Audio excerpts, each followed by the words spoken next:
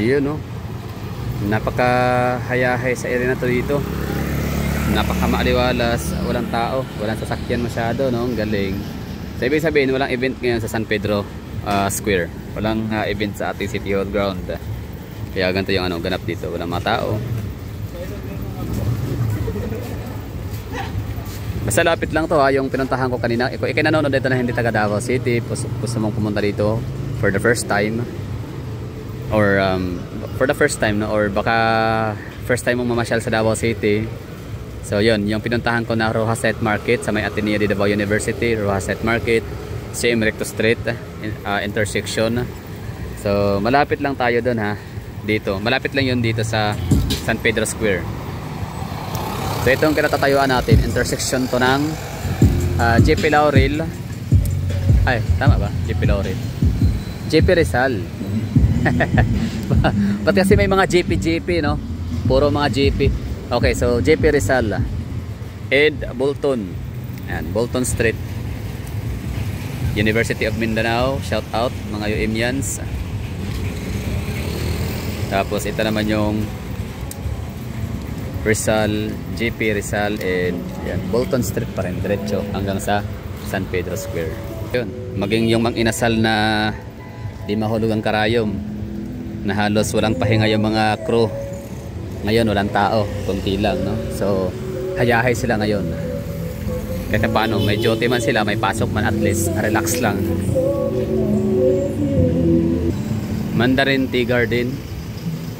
Try kaya natin kumain dyan minsan. Gusto ko lang kasi dyan halo-halo, no? Eto, punta tayo dito sa may intersection ng CM Recto, corner JP Rizal. So walang tao. Ibig sabihin napaka maaliwalas ngayon. Walang ingay, walang traffic. Ibig sabihin walang masyadong sasakyan. Hindi naman talaga ito nagka-traffic dito sa area na to, gawa ng one way lang siya. One way, di ba? So yun yung ang purpose, no? Kaya nga ginawang one way kasi dati nung two way lane pa to dito ay napaka-traffic. So kailan lang ba to naging one way? Kasi bata pa ako noon, eh. Naalala ko dito dati, napakadami nitong wire, ang ingay nitong CM Recto na to.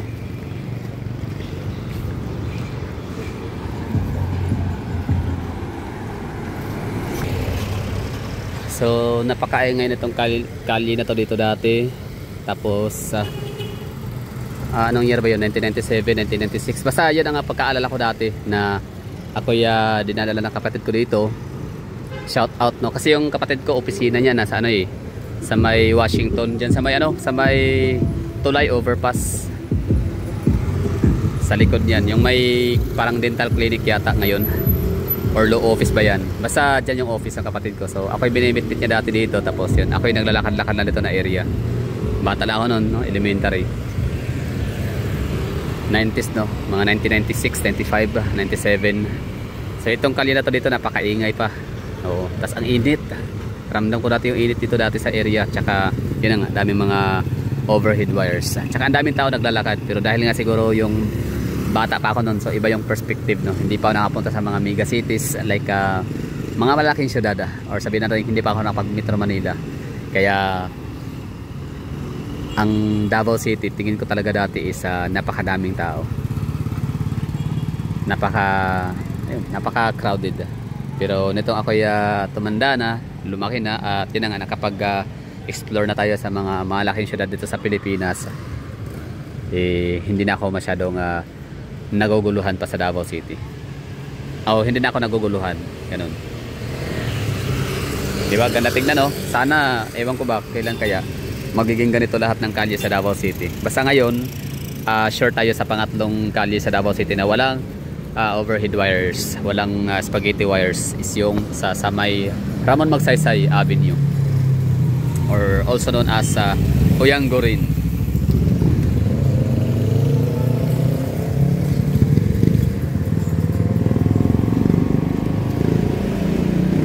Okay, so lakad lang tayo dito. Hindi ko na natin i-turn off para makita nyo, no?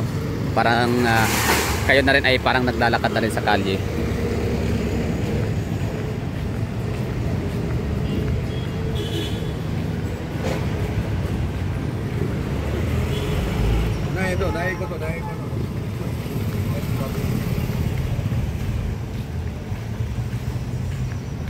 McDonald's, Jollibee, tapos yung Chowking wala na. Tapos meron pang ano yan, Net Express ba yun? Di ba? Dati nung araw hindi pa kasi uso yung ano no, mga early 2000, hindi pa uso yung mga Android phones. So ibig sabihin ay puro lang tayo internet cafe, net shop. Nanood ng mga YouTube.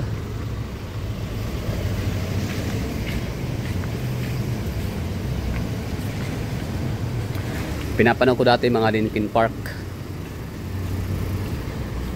Green Day. Yan, mga imo-imo na mga tugtugan.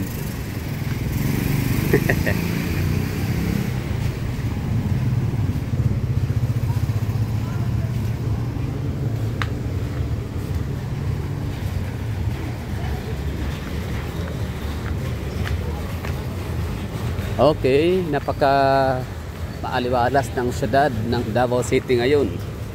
Walang mga taong naglalakad, walang disiplin ng ukay-ukay sa gilid, sa corridor, sa mga sidewalk. Wala kang makikita ng mga nagtitinda ng mga sidewalk vendors. Walang makikita ng mga nagtitinda ng mga quick isaw. Kasi inakala siguro nilang ano, alam nila na walang mamimili masyado. Ukay-ukay. Mayroong ukay-ukay dito, isa lang, yan o. Pero walang tao, kukunti lang. At syempre gabi na no, pero kahit pa kasi mag-aalas 11 na dito pag normal days, hindi gaya nito na 27 in between sa Christmas tsaka New Year. Talagang matao to dito pag mga normal days lang. Pero siguro baka ano no, sa may 30 December 30, 31 ayun, balik ulit yung ano dito, mga tao. Kasi nga mamimili ng mga pangregalo pamasko. Grabe tayo mga Pilipino no. Dami nating ano mga events. Oh, may ano pala dito, Japan. Shan. Ay, Japan Chinese pala. Tanga ko dito na Shashan County Snacks fast food chain. So, it's Chinese. So, yung Chowking to dito dati no, ngayon ito na yung pumalit. Okay, pagkain dyan. Minsan tingnan natin, wag muna ngayon at hindi yung ano natin content no. Kailangan pagpapasok tayo dyan, yung pwede tayong kumain kapag magustuhan natin yung mga pagkain, tsaka yung afford lang ba, baka mahal no. Hindi pa lang kain ng ano ha, Chinese food, Chinese restaurant, maliban sa mga Davao famous siyempre, maliban sa Kuilans. Hindi naman restaurant ang Kuilans, diba? Siopaw lang. Pero masarap, grabe. The best yung siopaw ng Kuilans. Nga pala, speaking of Kuilans, buti naalala ko. Bibili ako yan para pang New Year.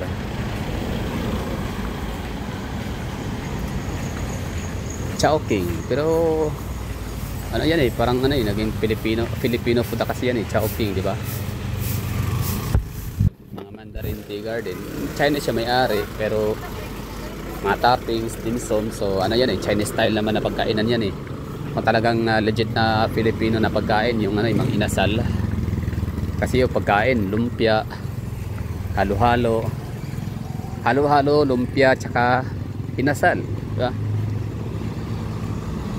Okay, ito yung itsura ng San Pedro Square, City Hall ground. Andyan pa rin, present pa rin yung ano natin, present pa rin yung ating mga parol na nakasabit, mga Christmas trees, mga pailaw no, sa Christmas, mga Christmas lights and Christmas lanterns. Present pa rin, pero walang masyadong tao. Uwian na ba? Aga naman, alas 10 pa lang ha, 10:40 pa lang, 10:49. Aga pa na ito ha, kung iisipin natin. So wala nang tao, tsaka malamig ang simoy ng hangin. Talagang Desyembre lakas malamig ang simoy ng hangin.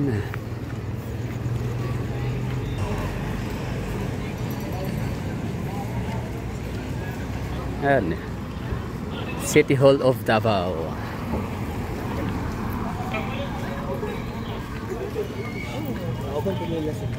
San Pedro Square, San Pedro Street, City Hall. Diba? Ayos, walang tao. Konti lang. O dahil tapos na.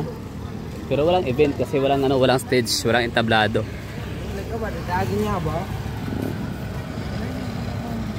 Wow.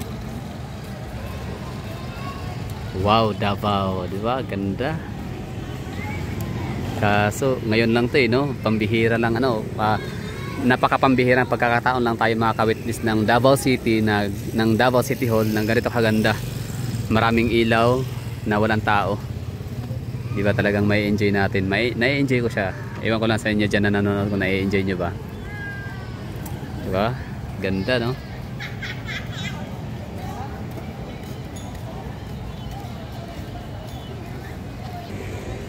Wow, ganda.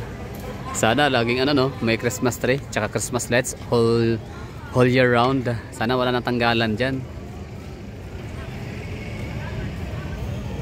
Kaso alam naman natin ang ano, no, gobyerno ng Davao City Government of Davao na napaka matipid, wise spender. Hindi sila nagsasayang ng pera sa mga bagay na hindi naman talaga ganun ka urgent, no, na pagkakagastusan. Diba? So ito magastos to kasi Christmas light nga, pero okay lang kasi season din naman. Pero yung sinasabi ko na andyan yan lagi hanggang sa whole year round, di ba? Parang malabo.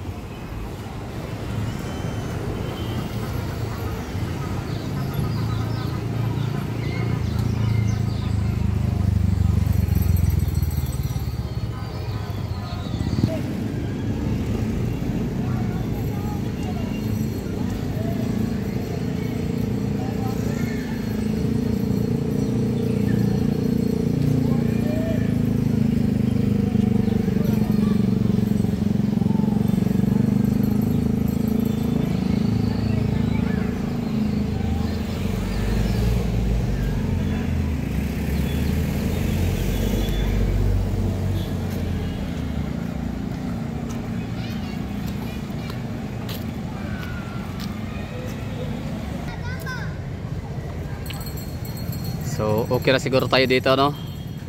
Nakuha na natin ang ano ng thumbnail, tsaka nakapag-ikot pa tayo dito sa may San Pedro Square. Kasama na yung JP Rizal corner Bolton Street and JP Rizal corner CM Recto.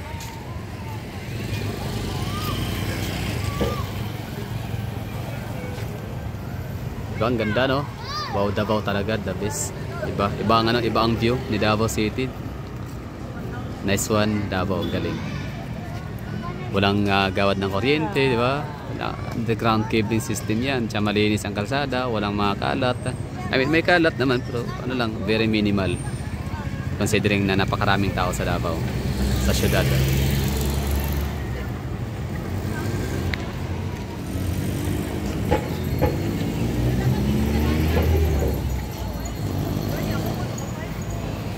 Okay na tayo dito. Maraming salamat sa panonood at happy holiday in the advance happy new year sa lahat. Iikot pala natin dito. Iikot na natin yung camera para makita natin yung sa may Sangguniang Panglungsod building naman, di ba? Tapos yung ating San Pedro Cathedral ay walang tao. I mean walang ilaw.